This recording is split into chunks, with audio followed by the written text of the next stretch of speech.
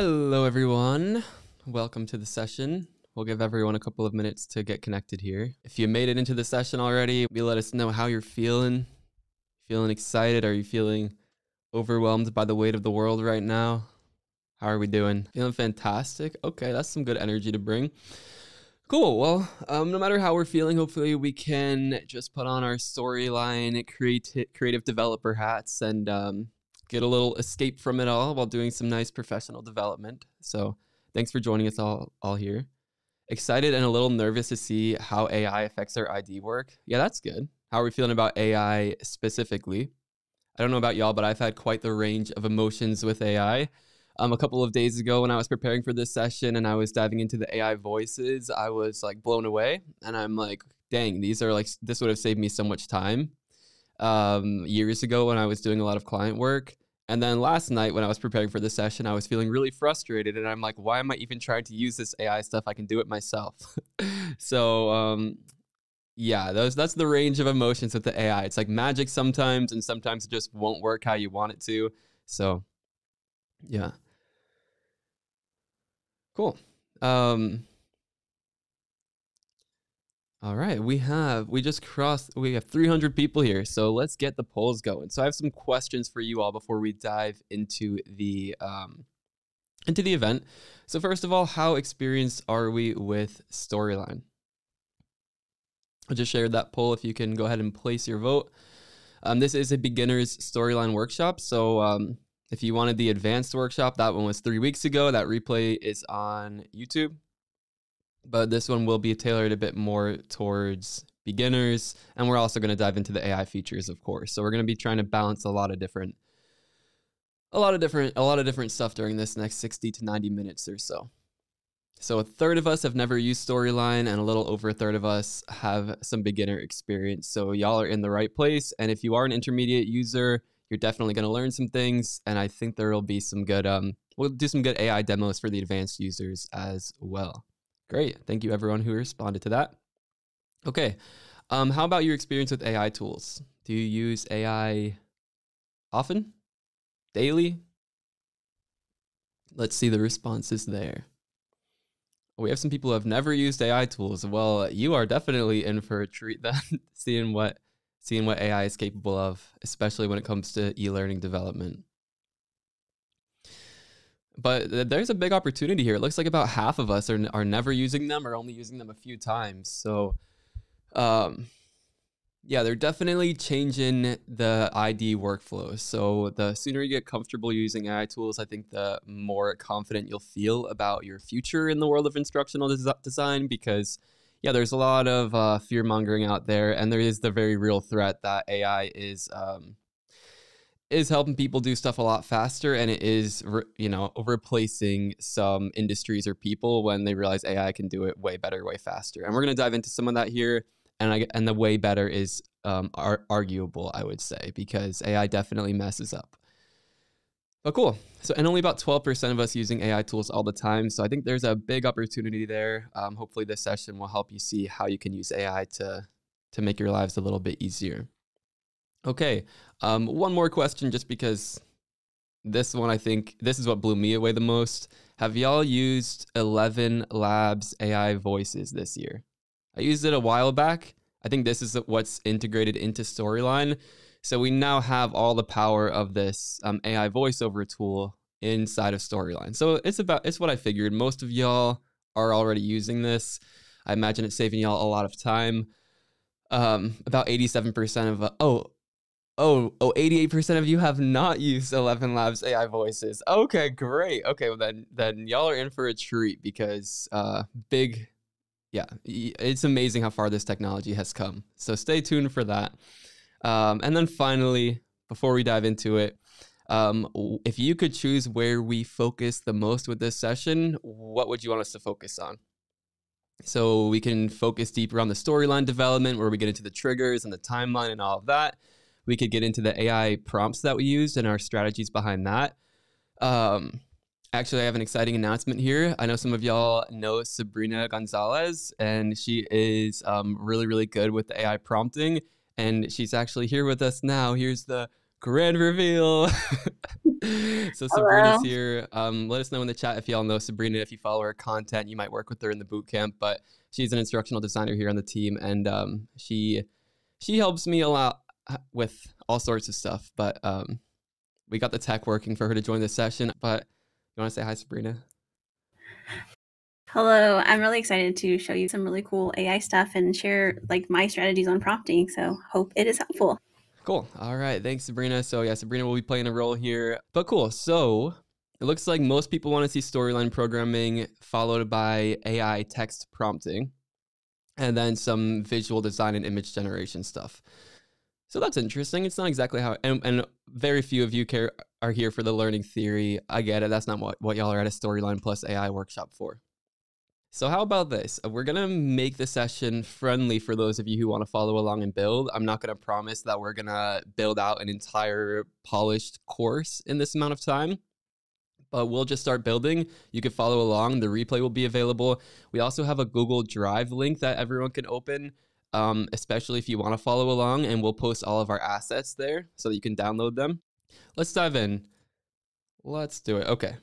So here we are in Storyline. Again, feel free to follow along if you'd like, but I will be moving relatively quickly. I'll try to explain what I'm doing as I do it, though. So let's create a new project in Storyline. We will double click on this slide to get into slide view, where we can actually add stuff to our slide here. And we're going to do what we always do in these sessions. We're going to make this a bit friendlier to work with. So I'm going to go to the design tab up here, because I don't really want it to be in this more like desktop square-ish shape. I want our project to be like a more widescreen, like movie type aspect ratio. So I'm just going to go here and I'm going to change the preset to 16:9. We'll just leave it at 960 pixels. That's not hurting anything. And then we'll click OK. And then you'll notice how the shape of this white box changes. So there we go. It's more widescreen. It's more of a landscape view. I think that seems to be the standard these days for a lot of these e-learning projects. I also am going to save my project. Notice it's Untitled 1 right now. Good practice, save early, save often. I'll just save it to my desktop for now. I didn't create a nice folder for it. And what will we call this? We will call it AI plus Storyline Introduction. All right, so far so good. When it comes to the topic of this session, here, look, I actually even have the chat pulled up here. When it comes to the topic of this session, I was thinking of making our learning goal focused on like helping instructional designers integrate AI into their workflows. But we could do something different if y'all want. So I didn't want to spend too much time on like picking a new topic. Are y'all okay with that? It'll be kind of meta, but our course is going to be about how instructional designers can use AI to make better learning experiences, essentially. Do y'all like that? Sounds good? All right, let's do it. Yeah, I actually pulled up like I generated a learning goal. Here, I'm going to copy this. I'm going to create a little text box here. So here is the learning goal I had. Help instructional designers integrate AI into their workflows so that they can develop effective learning experiences more efficiently. So we're going to integrate AI to be more efficient. That's like kind of what we're doing in this session. So we'll see what AI generated content, how the AI generated content can help us with that. Okay, so I just double clicked over here and changed it to title slide. Just good practice to name things, right? Oh yeah, and here is that learning goal. I just pasted in here for everyone to see it. Let me make it a little bigger. Y'all don't have to do this. I'm just doing it so we have it as like a reference, and I'll put it off to the side. Okay, so this will be our title slide. So as you'll see in your Storyline, we have these nice new AI features in Storyline. And how you feel about them, you know, it's okay to have some negative feelings about this, because some of y'all are like, I'm not paying the extra $250 a year to use these AI features, and I don't want this permanent ad in Storyline. I've seen that multiple times. I get it. It's frustrating. There's no way to turn it off as of now. Maybe Articulate will hear that feedback. But if you are paying their $250 a year fee, you will have access to these features, and we can click on this insert text button. And now we can tell the AI what to generate. So I can say, write a title for an e-learning course with the following goal. And then I can just paste in our learning goal, which is what we have off to the side right there. And we'll see what it comes up with. It's quite long, right? Integrating AI into instructional design, like this is too much. So we could try to make it shorter. And it kind of just removes words, like slowly and steadily. Integrating AI into instructional design, enhancing efficiency and effectiveness. That's not so bad. I kind of like that one. There are also these options to change the tone. In my experience, these haven't been very useful. They kind of make it like go too far with it. So if I would change the tone and make it friendly. Okay, that's not too bad for the title, but for the text, it's like, hey, yo, like, let's do this thing. And it just kind of makes it like, I don't know. It's a little corny, I think, with some of these built-in tone changes. The slide dimensions, I just changed it to 16:9. Cool. But, and the nice thing about this is like you can go back. So if we liked this one more, we could go back to it and then actually insert this one. What do y'all think? It's not a big deal. I don't want to get too hung up on anything, so we're just going to keep it moving here. We also included, if you go into our folder that we shared with you, I have a doc called Devlin's Process and Prompts, and I have like a more refined prompts, and you could check some of those out if you want. But it's like write a title with the following goal. And then at the end, I added your title should be concise, creative, and engaging. Your audience is corporate instructional designers. So we can just see how a slightly longer prompt could generate something in here. Similar, it definitely was more concise initially, right? We didn't have to like make it shorter 5 times. So this is another good option. And then Sabrina also has some prompts that Sabrina's here to kind of compare this AI output to ChatGPT's output. And I guess let me take a minute here and say, like, I'm pretty sure that Storyline's AI is running on an older ChatGPT model. So if any of y'all know for sure, like, let us know in the chat any intel you have. But yeah, I'm pretty sure that they're just using like GPT 3.5 or maybe even an older one, just so that it's like cheaper to run. So in my experience, like ChatGPT and GPT-4o is doing a lot better for those of y'all who are more advanced. Oh, some are saying it's running on Gemini. I'm curious in learning more and figuring out how you know that. But yeah, I've been trying to figure it out. It was reminding me of some old ChatGPT prompts, but you heard Gemini too? Interesting. Okay. Denise, you can, yeah, and so you can save money. Yeah, that's one of the big critiques of this. Other tools do all the stuff that you're going to be able to do within Storyline. I think the value is that you can do it within Storyline. Like that's why they're charging the $250. And for some things, it doesn't really make a lot of sense, right? Like you should be coming up with your title and writing all of your content before you get into Storyline. So you shouldn't be figuring out this stuff once you're already in the tool, unless you're doing like a rapid prototype and just showing like, here's what's possible. Like it's way better than using dummy text, right? Like the previous approach was using lorem ipsum text as a placeholder, but now you can use stuff that's a bit more tailored. So we'll see as we develop like what the use cases are for this, but that is my main use case I've seen so far. And I don't want to spend too long on the title. I think Sabrina had a even better ChatGPT prompt we could use for the title. Here's something else I was testing it out with. I was trying to see like, can we actually use this as an assistant, right? Like Storyline calls this their AI assistant. So I'm like, list 5 fonts I can use for an e-learning title. The fonts should be futuristic and or robotic. Right, like where this is like an AI futuristic e-learning course. So I'm like, can we actually use this as an assistant to tell me which fonts to use? And yeah, I came up with this Orbitron font. So that was pretty helpful. Now, when you try to ask it a question though, like if it were ChatGPT and you're like, what font should I use for a futuristic e-learning course title? So yeah, that's not very helpful, right? What font should I use? And then it says futuristic e-learning course title. So that's a prompting tip. If you are using Storylines built in AI, you can't treat it like ChatGPT. You have to start it with a verb like this, right? So you have to be like list five fonts that I can use. You have to write it as if you're generating some kind of like instructional text essentially. So that's pretty disappointing, especially if you notice we have this AI assistant tab over here. It would be really nice if this were an actual AI assistant that we could talk to and that had the context of our course and knew what our course was about, but none of that is the case, right? So not the most impressive first implementation of the text-based AI, I would say. There is some stuff that is impressive and we're going to get to it, but let's keep it going. So we generated that Orbitron font. So let's change this to Orbitron. So definitely futuristic looking, kind of hard to read, I'd say. We might want to find a different one if we were spending more time on this.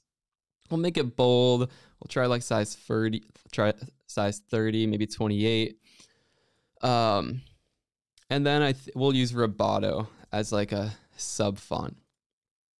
So, and how I'm doing this, if you're new, right, just select everything and then change the font however you want it using this option at the home tab here. What we can also do to make our lives easier in the future is we can save these things as themes. So if we ever want to have some more text that looks like this, we won't have to actually change this again. We could update style from current selection, and we can make it so every time we use a heading 1, it will have this same font, this same color, this same size. So again, you can just select the text you want to update. We can right click, update style from selection, and then make it heading 1. So we did that. And now this one is also heading 1. We're going to change this and make it like, we'll just make it normal text. Actually, that's quite small. We'll just make this one size like 24, Roboto. We'll see how that looks. Oh, we missed the E. So this is some basic stuff, right? Just changing font size, making it bold, and then some more advanced stuff like actually updating the theme. So now if we wanted to add a new heading 1, we could just change it from normal text to heading 1 and see it has the same theme as that right there. So doing those things in the beginning of a project can save you a lot of time. Let's add an image to this, right? Like let's add some kind of nice full screen background image to show off Storyline's AI image generation feature. So I'll click on this insert image button right here in the insert tab. You can see we have all these different styles. I like the 8-bit one, right? Like I like video games and this one looks good to me. So we'll describe the image. We'll do like a futuristic tech robotic landscape. So I'm not saying this is like the best prompt ever, but I kind of like using keywords. I'm thinking this will give us like a nice striking title screen image. And then the aspect ratio, we're doing a landscape. So these are pretty cool. We could do something like this, really get futuristic. You can also save this to your media library if like you like this one and want to potentially use it. You could do that, and then you can generate again. So it's pretty fast and efficient, as you can see. It's not too shabby. We could do other, what would a cinematic photo version of this look like?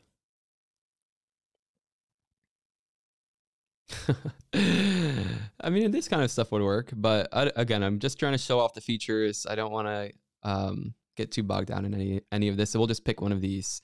Let's do this one. This looks cool, I suppose. Now, something about this I will say, which is quite alarming. I'm gonna go over here to this like demo file where I was generating a bunch of stuff for this session. Do y'all notice anything weird about this?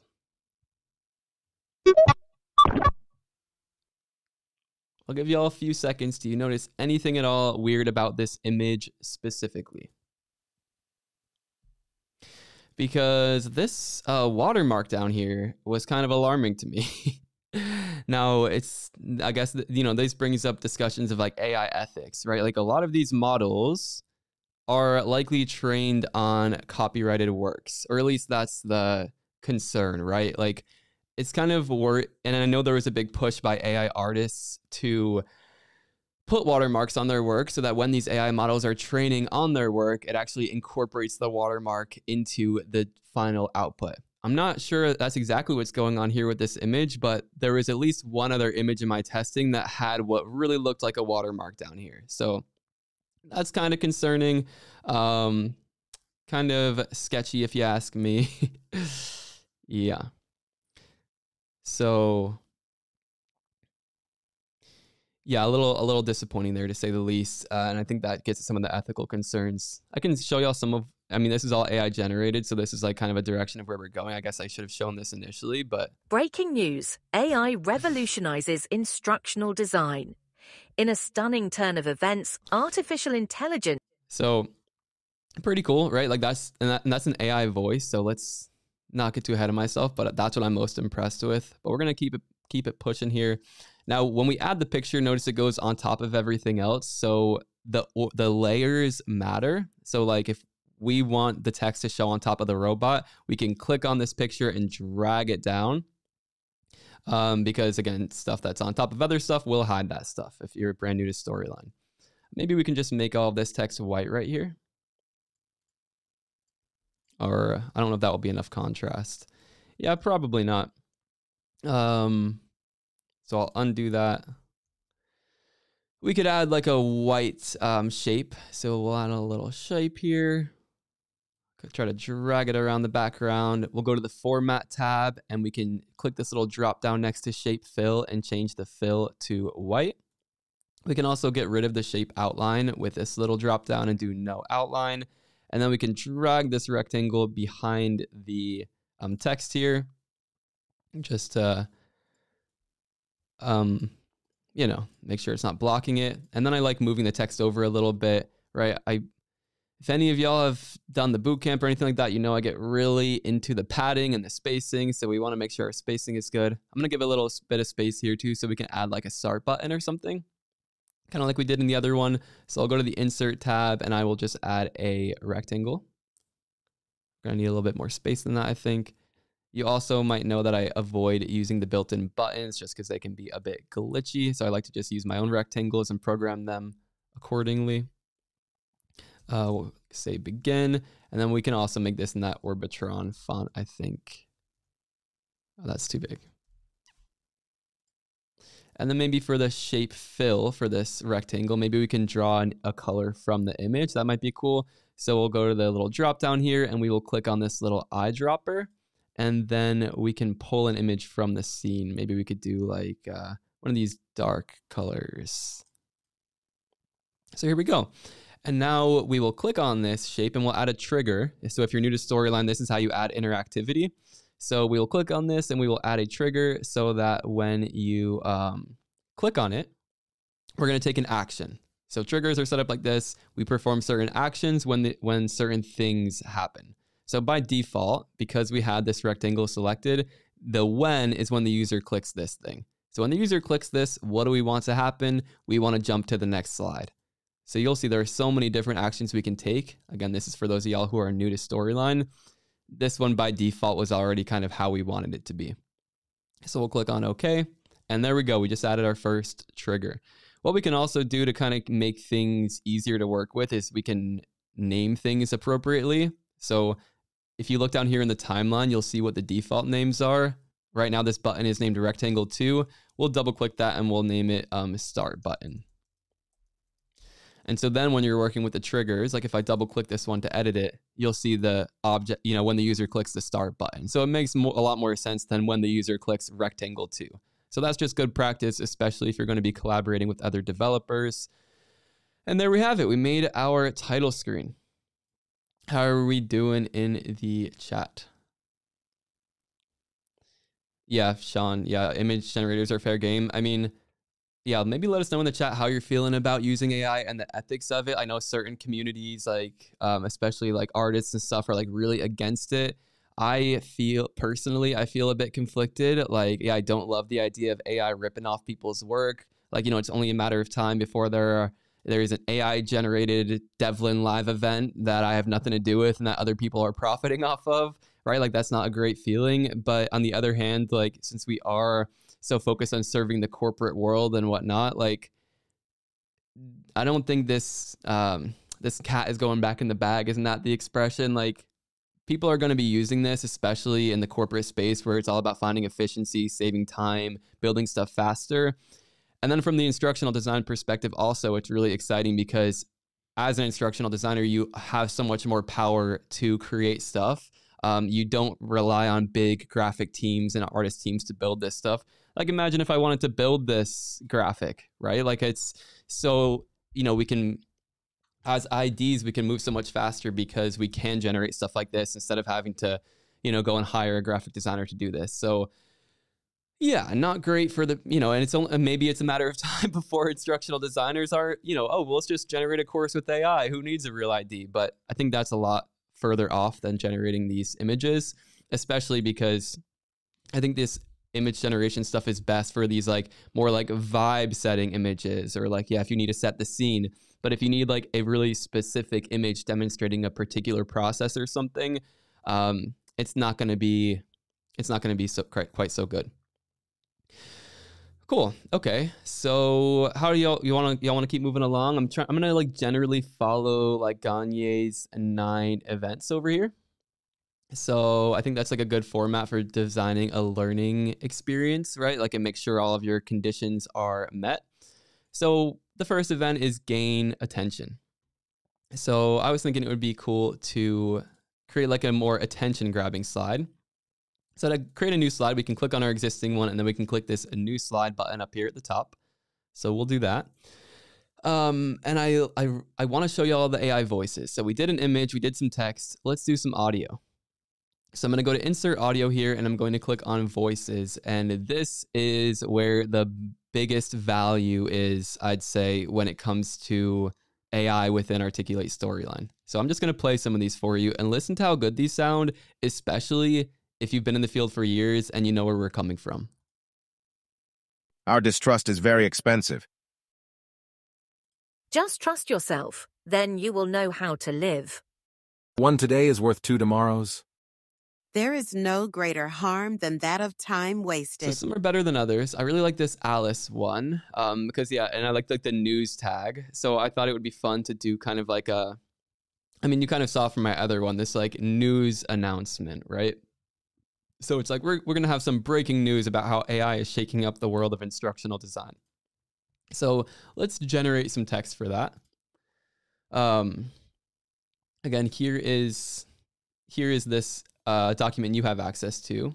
Oh yeah, so we'll just use this learning objective if y'all are down with that. I'll show y'all how it does with generating learning objectives. It's not great, but again, a lot of this should be happening before you get into Storyline generally. So let's do the more exciting stuff. So I'm going to have, again, these are short prompts. Sabrina, maybe I'll hand it over to you a little bit and see if you want to show off how we can use like some better prompting in ChatGPT to generate this stuff. But for now, we'll just insert some text. I'm going to use this prompt to write an exciting, exaggerated news script about how artificial intelligence is shaking up the world of instructional design, and that this learning experience will help you see AI's benefits and limitations in e-learning design. So let's check it out. So here we go. And I like it, right? I feel like it's a bit more attention grabbing, the exaggerated nature of this. So what we could do is we can insert this. We could copy this part. We can insert audio. So look at how fast and easy this is now. We can, did it literally just automatically paste it in? Even better. And then we can change it. I want this news. Let's see how Laura Our sounds. distrust is very expensive. Our distrust is very expensive. I want Alice, though, the British newscaster. And we'll generate speech. And look at how long this takes, right? You might think, oh, it's going to take like a few minutes. Generally takes several seconds. And this is like probably like over 40 seconds of audio. Yeah, 36 seconds of audio and 8 seconds to generate. And then we can test it out. Let's see. In a stunning turn of events, artificial intelligence is shaking up the world of instructional design like never before. And then let me hear your reaction in the chat, because it's something different. We've come a long way. It feels very NPR. Yeah. Can you change the speed? Yeah, I'm pretty sure. Yeah, and it's pretty fun. You can have it say whatever you want, really. So like I was like playing around with like my wife when I was like testing this. She was over on her computer, and I was like making it like say stuff with like her name in it and just like funny stuff. So you can make the voices say literally whatever you want.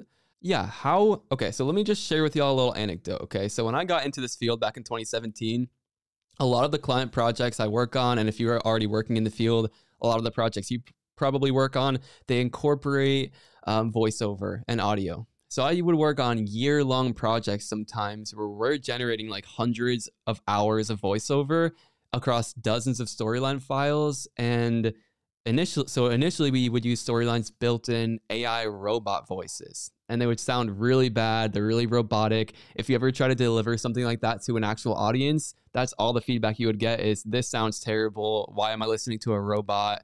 Like, no bueno.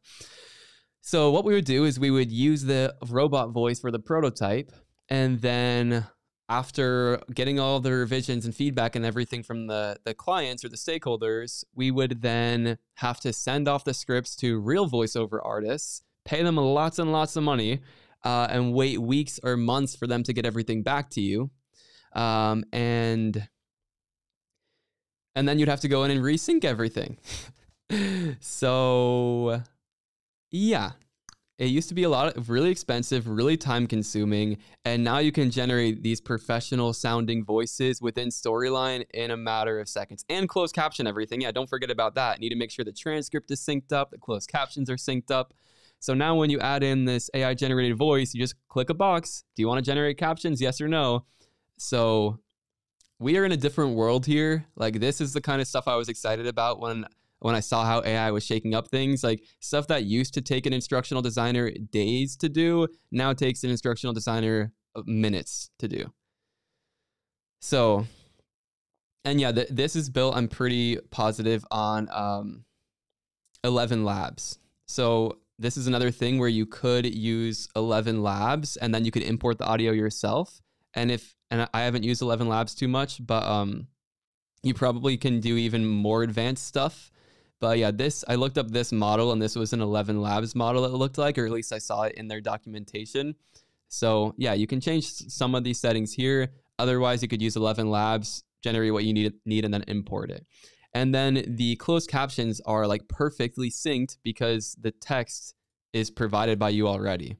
Now, you might want to change it different so it shows stuff better. Like, let me show you what I mean. So let's actually look at the closed captions. So what I'm going to do here, so if you're new to Storyline, you can preview stuff by clicking on this little desktop preview icon right there. It's generating the preview. In a stunning turn of events, artificial intelligence is shaking up the world of instructional design like never before. Experts predict a seismic shift as AI tools... So you can see, this is how you turn on the closed captions by default. You can use this little button on the player, but you see how it's not like, the text is perfect, but it's like, I would rather have that been on the previous one rather than breaking a new line. I would probably want this sentence to be in a new one. So you still might want to adjust the timing just to get them to like flow better. But if you just need it for like functional purposes to make sure people can actually read what's going on, then you can do that. Now, I want to change some of these player settings just because I am really particular about how my projects look. So I'm going to go to the Home tab. I'm going to go to Player over here. We're going to leave the menus and controls on since we're going to use closed captions. We are going to make the sidebar start collapsed. This generally is how you can like navigate to different slides and scenes in your course. So we're going to make that start collapsed. We're going to go to Colors and Effects. And we're going to make the player a white so it kind of blends in with the rest of our browser better. And then we have these closed caption settings here. So I like the white text on the black background, but we can change the font to make it Roboto to make it more consistent with our project. And then you might have noticed the font was really small, so we can make it size 200 or 200%, I should say, just so that those closed captions are bigger. So now if we preview this, and then turn on closed captions, you see these are much more legible. Now, we would never want this, right? We would never want there to be closed captions on a screen where we already have all of the text pasted. This is where we would want to start generating some like images so that we could show them, so that we could sync the images with the text to speech, kind of like we did in that other example I showed you. or we could keep this moving. Do we want to hand it over to Sabrina and hear about some prompting suggestions and some more advanced prompting? Maybe compare it to some ChatGPT output? That's something else we could do. Prompting, please, and image generation. Okay, let's turn it over to Sabrina for a little bit. And then we are definitely going to get into some content generation and some quiz generation. So we're going to evaluate that as well. And more, okay, cool, more image generation. So Sabrina, I will hand it over to you. Let me make sure I do this the right way. There you are. All right. Yeah, I'll share my screen. So as you've been working, Devlin, I've been doing some stuff behind the scenes too to kind of follow along and build in Google Slides. So yeah, I've been working behind the scenes trying to figure out some of these other stuff using other tools, mostly using ChatGPT and Freepik.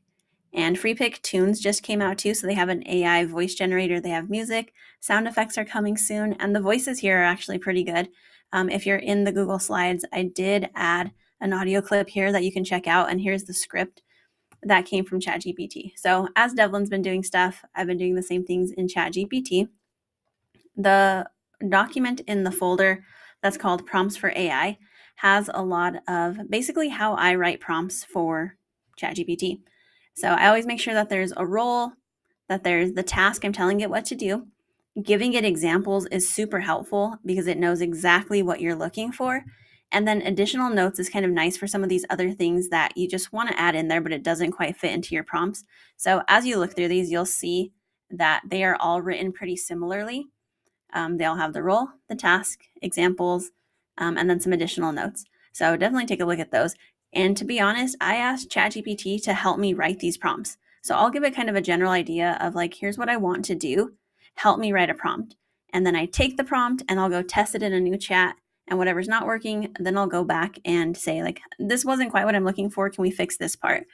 And with ChatGPT's 4.0 Canvas, it makes it a little bit easier because it won't regenerate the entire prompt completely. You can just highlight pieces that you wanted to change, making it super, super easy to adjust things. I can go up here to where I was generating some stuff with ChatGPT. So same thing. So the role, instructional designer. And then I took this from Devlin's document of what we're building. Our audience was instructional designers. And then the task here is exactly from the prompt doc that I was using. And yeah, so then it gave us our learning objectives here. And then I went with the content, same idea, to try to get a title and asked it. So in the prompt, I do ask it to give 5 unique titles and subtitle pairings. And so we can see those here. I did also ask it to help me write the prompt for the image, but that was my fault. I didn't do a good job prompting. And so it was saying a group of instructional designers instead of robots. Yeah, I don't know what else we want to show. I think a lot of people seemed interested in the image generation. Do you have... Sure. Do we want to try to generate some images for this script that we generated and then kind of show how we might sync some of that up, maybe just for the first couple of sentences or so? Sure. Yeah. So Freepik is actually super friendly to use, not only because it's a pretty nice UI, but you can put something in super basic. So for that other one, I put just breaking news, not a good prompt. And you can see like this, I guess, is broken glass. So not exactly what I'm looking for, but this one was exactly what I was looking for. And this little AI toggle, you can just give it the general idea and then it will rewrite the prompt. It'll figure out what you mean and then write the prompt. So yeah, if we want to look at some prompting, I have some tips down here for prompting. So a basic prompt just needs to have the subject. So who is in the image, what they're doing, and then you can give it some styles. This is really helpful if you're using Midjourney to kind of tell it what you want it to do. The opposite with Freepik is you can pick that over here, which it looks like you're able to do in Storyline too. So you can pick the style, you can pick the effects. They've recently added in Freepik too, where you can make a character, and so it will always put that character in all of your images. So this is a great way to get consistent characters if that's a struggle that you've had with AI. So I know it's something that I've struggled with. Sounds like we might need a YouTube video on that one. Yeah, that would be a super fun one to make. I would be happy to do that. Okay. So thanks for showing us those. So when I was preparing for this session, I don't want to admit, I spent like way too long trying to build a custom GPT that will give us an AI image prompt that we can then put into Storyline's AI image generator, even if it's something really abstract like this. So I didn't get it working perfectly. Some of them are quite good. Like all of the images I showed you in my little sample were all generated using prompts given to me by the custom GPT. Like, you know, these like side by sides they like to do a lot. I mean, they're not like amazing, but again, these were all from the custom GPT. I think I actually wrote this one myself, like a robot working in like a bohemian plant office. But yeah, this is all generated by Storyline's AI.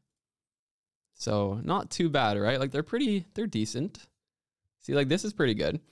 And this is all going with the text. So let's hop back over here. Let me copy this sentence. So I found I was getting better results when I just do one sentence at a time. And then I built this. Well, here's the learning objective writer. Oh yeah, here it is right here actually. So I'm going to give it a sentence. And then and now this latest iteration is giving me like 3 different options I can use. A futuristic control room, a phoenix-shaped AI entity. Y'all want to just try some of these? Let's try this AI control room. So, because right, that would be a lot easier. I was initially pasting in the whole paragraph, and then it was telling me all at once like which images to use, but it was less consistent results. So what I do is I just use that GPT, and then I paste in the prompt it gives me. And this is kind of cool, right? AI control room. The only thing is if it has text in the image, it really like, it's kind of random. So we could always cover up the text. Okay, this one has less text, but someone's sitting on a little laptop. So this is the AI image generation, right? Like pretty weird. Maybe we could try one other one. This one seems like it has quite the vision of some kind of phoenix rising. Let's see. Spreading its radiant wings to reveal dynamic 3D models. This one is quite... Wow, here we go. The world of instructional design is changing, my friends. We're rising from the ashes here. So that's kind of the process we can use. So I just want to show you. So experts predict a seismic shift. Let's paste in this next sentence to the little bot here and see what options it gives us. I notice when it's the futuristic classrooms, it's always like children in the classroom. Let's do this one. These prompts are really intense, huh? Insert image. We'll generate it.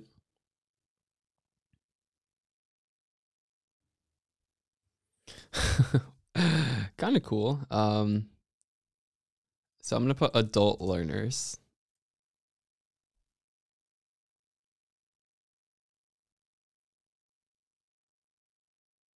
Definitely some, definitely dynamic.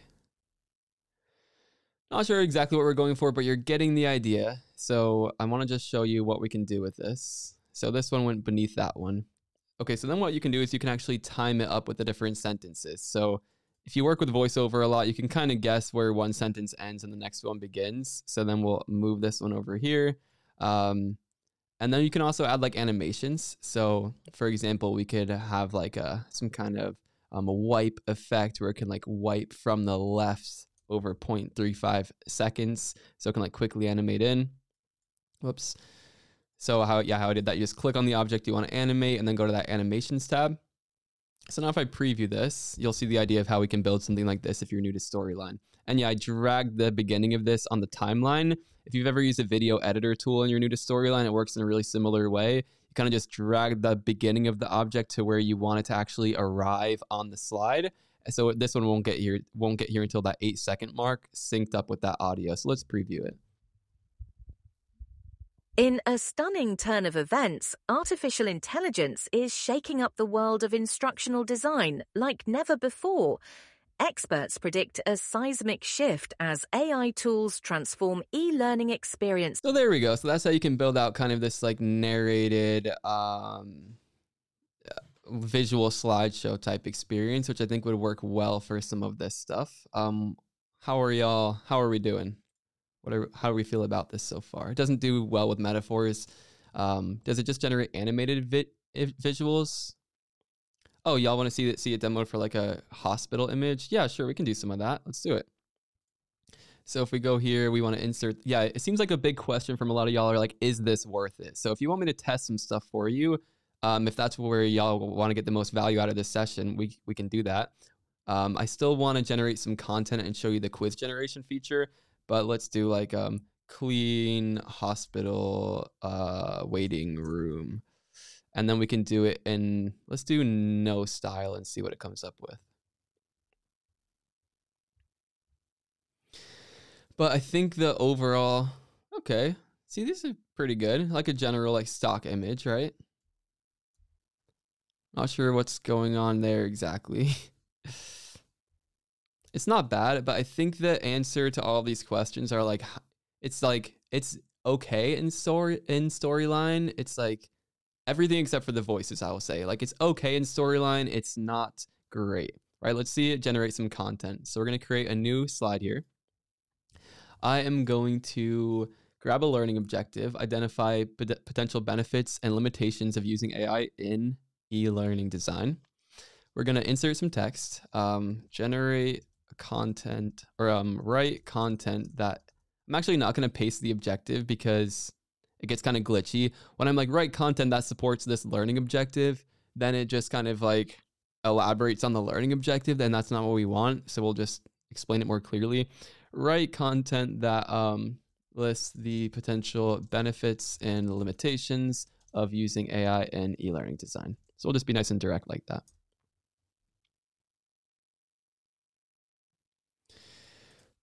Do it as a paragraph.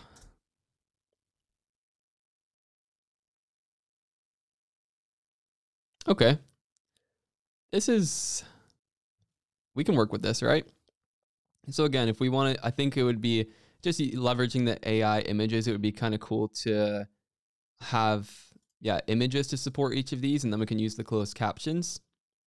But I want to show y'all the quiz feature. So once we have some content, then you can say, okay, let's generate a quiz based on this content. So we can click on this AI quiz feature here. And this is kind of cool, I thought. Like, I think it's a good start of how this could eventually be better. And then you can click on the slide you want to you can select the slides that you want to generate a quiz from. So since this one was just grabbing attention, I don't really want to include that. I'm just going to include this single content slide we have, and then I'll press continue. How do you want to add this quiz? We can do it as new slides or a question bank. So we won't get into question banks here. We'll just do it as new slides. And then it will ask, see, like this is like some more AI assistant type stuff. Like this would be great if that whole tab was an AI assistant that knew all of the content in your course, knew what you were trying to accomplish. Maybe you could say who your intended audience is up front. But again, it only is in this like really limited ways that you can give the AI context of your course. Okay. The learning objective you should assess is, let's see. It says you can define the learning objective, so let's see how it does. Okay, so it says it's generating our quiz.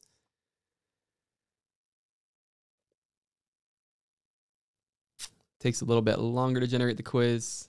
I'd be curious to see what y'all think about the how good the question is.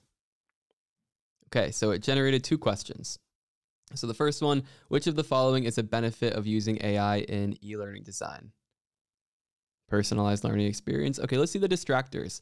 Higher implementation costs. Does that sound like a benefit to y'all? Reduced engagement through static content. Wow, I'm feeling really compelled to select this answer choice as a benefit of using AI, right? More manual grading. Oh, that's definitely a benefit. So pretty disappointing, I would say. Like the distractors are terrible. Like they're not distracting at all. Like it's really obvious what the correct choice is. So that's, quite disappointing. Let's see the next one. Which of the following is a limitation?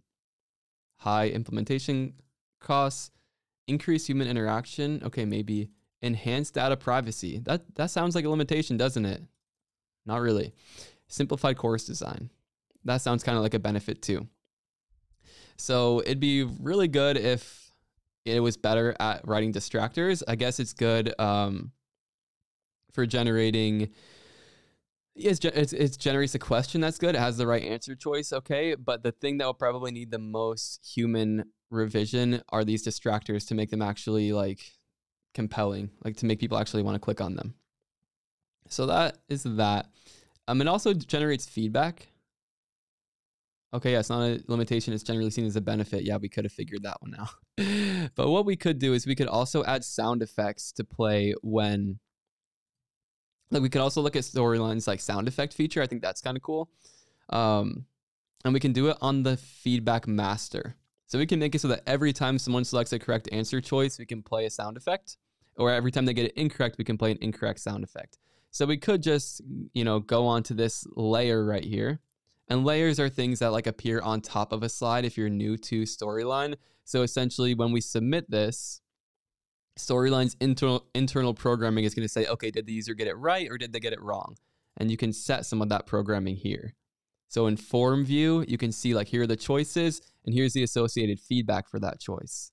And then what everyone has selected is like the correct choice. So again, this is for the people who are newer to Storyline. Now, once it figures out if you got it correct or not, it will bring you to the appropriate feedback layer. So on this layer, we could just make the action play a sound whenever they get to this layer. Or we can go to view and then we can go to feedback master and then we can add it here. So now every single slide that has feedback on it, anything we do here will apply to that also. So if I'm not explaining that correctly, just let me know in the chat. Let's get into the sound effects. So I'm on the correct feedback master. So every slide that uses this, we can mouse over this and it's showing it's being used by 2 slides. Same thing with the incorrect feedback layer. We're going to insert audio and we're going to insert a sound effect. So this I also think is a useful feature. I don't think it's worth $250 a year alone, but it is a nice quality of life thing because sound effects can... I think they do add a lot to a learning experience. They make it feel a lot more polished. They can make it more immersive. So when the user gets something right, we'll make like a, what prompt did I use? I have the prompt that I use. Oh, here we go. Gratifying robotic success sound. Let's generate that. That's pretty good. Okay, so I don't know if y'all heard all of those, but Generation 2 and Generation 4 sounded decent. I'll play those 2 again and let me know what one y'all like better.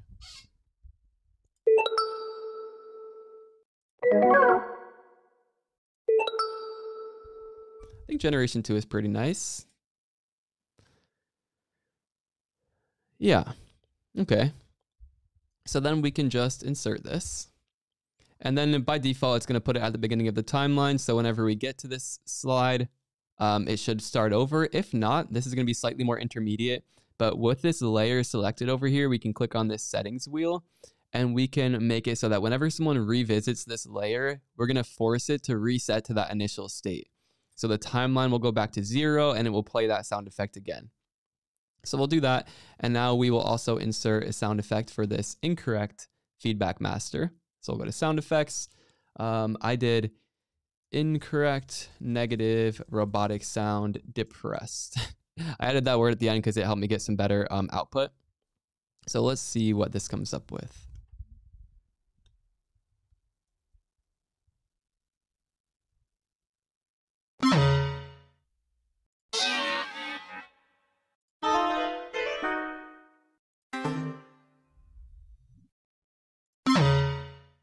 I think Generation 1 is the only one that really hits the mark there. And we can, of course, keep generating, but I'm not going to do that right now. I'm just going to insert this. And now if we get back out of the feedback master, again, because these are using that feedback master, it's going to play that sound. You don't see it here, but if we preview this,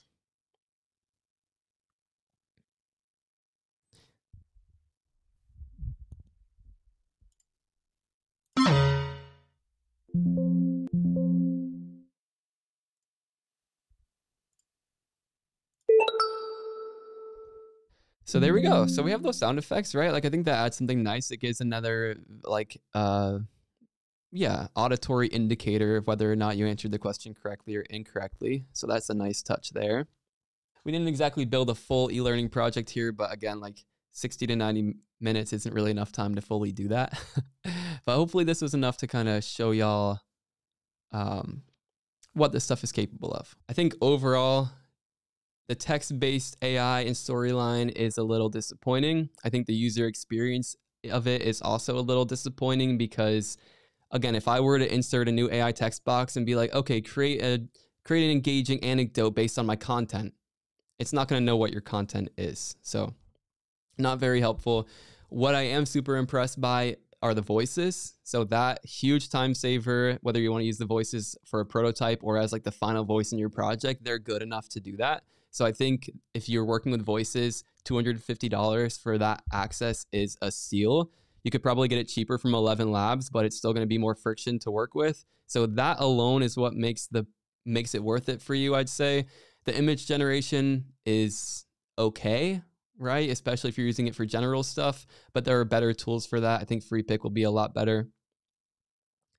Also, if y'all want to build another AI project with me, we are adding, I am going to add a new project to the Storyline Project Lab. So some of y'all might already be in there, but we're going to do a project where it's going to be like a gamified quiz where people have to select whether the image was AI generated or human generated. And I'm going to be building it live on sessions like this in December. So if you're in the Storyline Project Lab, we're going to do these live build together sessions, and your input is going to help kind of shape that project. And then we're also going to just put it in the Storyline Project Lab as like a new project, finally using Storyline's AI features and stuff like that to make sure you're feeling really confident with them. So that's a little bit of what we have in store. If you're interested in the AI stuff, we also already have a session with Luke Hobson on the books in January where we're going to talk about upskilling with AI and instructional design. So that's going to be a really, really good one. If you're the Storyline Project Lab, that is one of our courses. So it has like 8 projects in there ranging from simple stuff like drag and drops and click to reveal. So it's for like brand new beginners in Storyline. And then at the end, we get into stuff like gamified scenario-based learning projects, and now we're going to add this AI one. So we have a big Black Friday sale coming up. We do it every year. We get like 70% off. So last year we did that and y'all really liked it. It's going to be like a 3-day sale from Black Friday through the following Monday. So I think that's like next week. So yeah, if you're interested in that, stay tuned. Keep an eye on your email next week. And if any of y'all want to join us doing that gamified, like, is it AI generated or is it human generated quiz in the Storyline Project Lab, keep an eye on your emails over the next week or so. I appreciate you all. I'm happy to be back. I've really loved the engagement. Thank you, Sabrina, for showing off your prompts and your process and some other tools we can use. And the replay will be on the channel tomorrow. Thank you, everyone. I will talk to you all soon. Have some good holidays if I don't talk to you before then. Bye, everyone.